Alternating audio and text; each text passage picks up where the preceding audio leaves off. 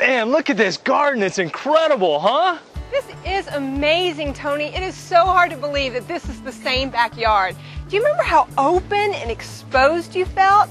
Now it's just a paradise. It really is, man. I told you guys we were going to take this project up 11.5 notches.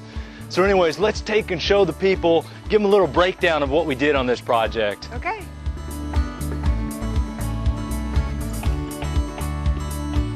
Let's start with this screen enclosure. It is huge. It is big, man, but I love it. It feels so great with these high ceilings. It's an incredible space. It does. You know, just like high ceilings in your great room, how great they feel. It's the same out here. It is awesome, man, and I love how the view turned out this way.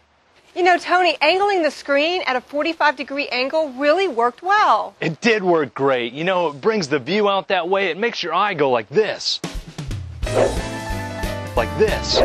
Like this. Tony, angling the screen like this really takes advantage of the long water view. It really worked out great taking advantage of that view rather than straight across the water because those houses feel so close. And then also by bringing this patio out, man, we softened up the screen enclosure and it just feels like there's more property beyond the screen. There is just so much to look at and so much to see here. What should we look at next? Oh, I know, the fountains. What a great fountain. It's so unique. Yeah, I love it.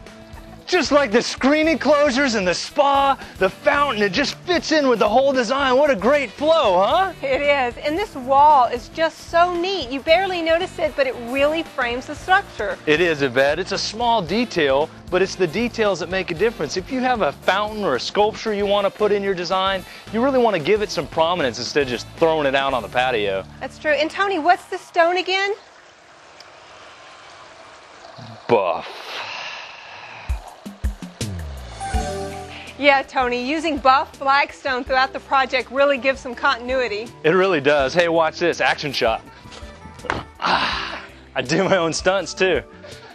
And so, seriously, though, remember, this is the pavers that the clients had before, and we wanted to reuse them. The difference is that the step used to be right here at the column, which made this upper terrace really unusable and too small.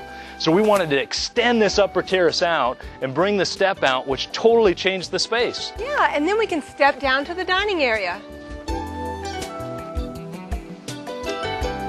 Man, I love this flagstone. I love using natural stone on projects because it brings just such an elegance to the design. It does, Tony. And just like the fountain had a definite place, this dining room table just belongs here.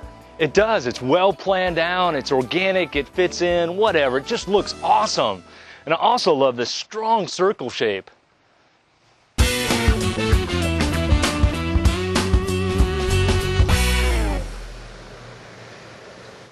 And here, Tony, we have more of the flagstone, but it looks totally different. It is a totally different feel. It's the same buff flagstone, but this time we came in with large slabs and we came in with the mondo grass in between.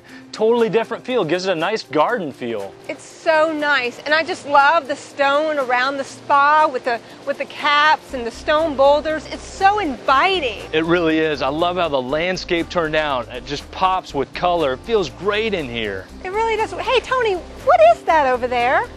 Well, this is another fountain. Doesn't this look great?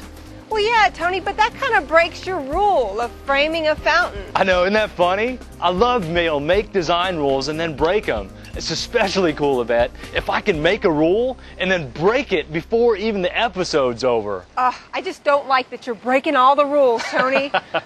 Well, anyways, I mean, the other fountain we did want to frame, but the other part about garden design is I like to put little surprises in the design. I mean, can you remember what this place looked like before? I really can't. I mean, such a plain patio with a spa stuck out there, you looked out the window and you could take in the whole design.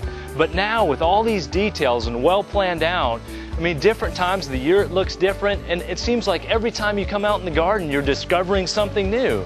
It's really just the glory of good garden design. Fantastic. All right, I told you this was going to be an awesome project, didn't I? You did, Tony. I really think this has been my favorite project so far. It really turned out great. Well, if you want 5-Star Design to come and do a landscape design for your backyard, give us a call at 962-7378, or you can always visit us on the web at www.5 5startvshow.com, where you can view our archived episodes and also view our old projects. That's right. And be sure to tune in next time for another cool and exciting project. That's right. And as always, remember, dare to do something cool with your backyard.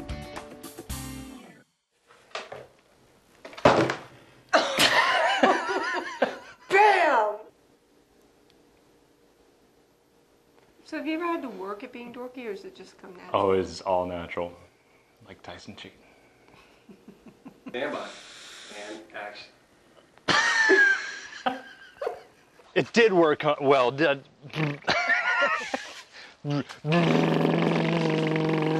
It did.